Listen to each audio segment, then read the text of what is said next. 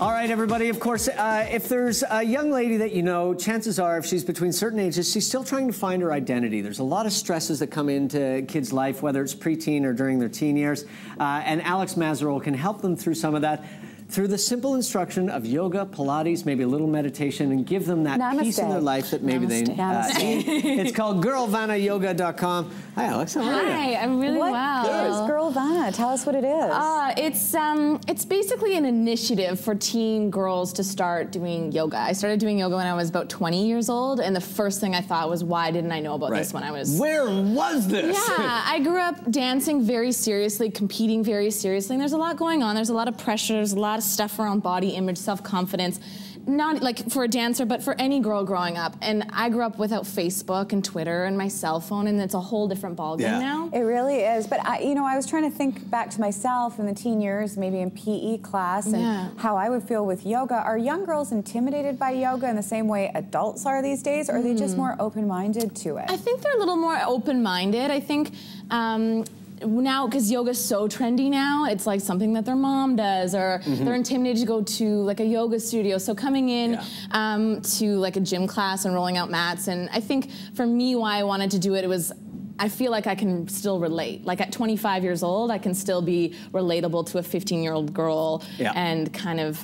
take the teachings of yoga, take the philosophy of yoga, but put it in a way that they understand it. Well, and it's such a beautiful shell because there is the spiritual element of it, but there's also the physical, right? That understanding of your body, how it works, how it moves, how it feels when you're doing proper things. Yeah, and you're going through puberty. Your body is changing. It's like the weirdest time. You're going through what? Yeah. I never went through puberty. You know what? In all seriousness, in the early teen years, that's when body dysmorphia starts with young girls, and it's so important to open that dialogue so that they're comfortable. And be honest about it. Like, the biggest thing for me is not to sugarcoat it, like, oh, we just breathe and now we're happy. It's like, when I was 14, this is what I went through, and this is what my life was like, and this is who I am now at 25. I love myself. I'm owning who I am as a woman and starting to figure out who and what that means to me in my life, and for girls to sort of see that and have maybe a mentor in that way. Are they good at the meditating in PE class, or is there a lot of giggling? There's a lot of giggling until the end. You put them in Shavasana at the end. What's Shavasana? Shavasana is like you lie at the, like it's the end. It's like you lie there. Teenagers love to lie down too, right? And they're out, and it's like you give them permission just to relax, because it's always clean your room, do your homework, People are always talking at teenagers, and so when you kind of get down on their level and you kind of just give them the opportunity just to like soften and settle, it's really beautiful. And we're looking at some footage here. Tell us what this is from. This is at Aviva. This is a workshop that I had led to some of the movers and shakers, which is Aviva's like younger ambassadors.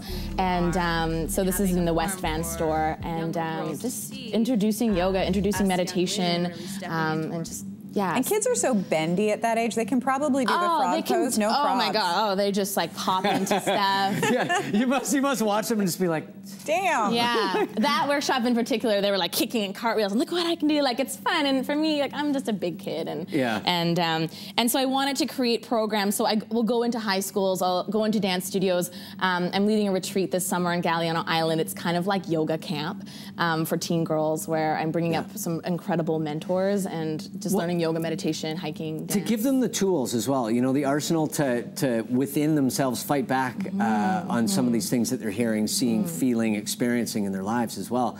That's something that really takes you through a lifetime. It's not just for those years. Oh, no, it's just, you said it, it's just tools. Like, how do I cope? How do I, when I'm stressed, how do I have a moment to myself? Just even learning how to breathe, like, you know, 10 breaths before an exam. Yeah. Like, you're and what's golden. the feedback from the girls? They love it. They love it. Like, it's really interesting now, the reach, because the website, I write a blog that deals with anything from like healthy recipes to body image to whatever, and I start to get some response in, and I think it's just a different way to approach girls. Yoga is the sort of like the avenue, but what I'm saying speaks to any person, any.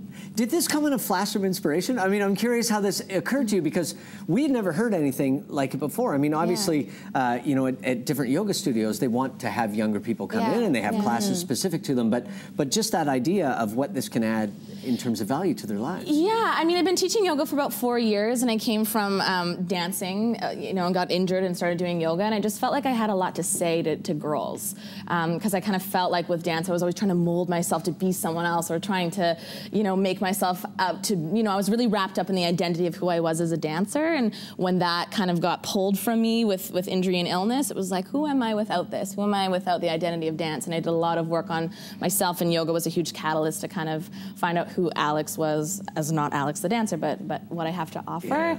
And I love to write, and I love to inspire people, and I just always felt really pulled back to my younger years. It's like I had to go back there. I had to heal something. And so, yeah, it really was. It was just like, I just felt like, bing, this is what it is. It's a really niche kind of thing. But it's a brilliant idea, I mean, there's just so much to do there. There's so much to talk about there, and girls need, and boys do too. I mean, I remember being that age. You need someone to talk to that's, an adult, but also has that understanding of where you are and how you feel and what it's like to be that age. Yeah, I mean, growing up, I had my dance teachers that I really looked up to, but it was always like, you're not this enough, or you gotta this and da-da-da. Like, you're being judged or compared, or you want to be in the front row when they're your favorites. Nice to be one of them.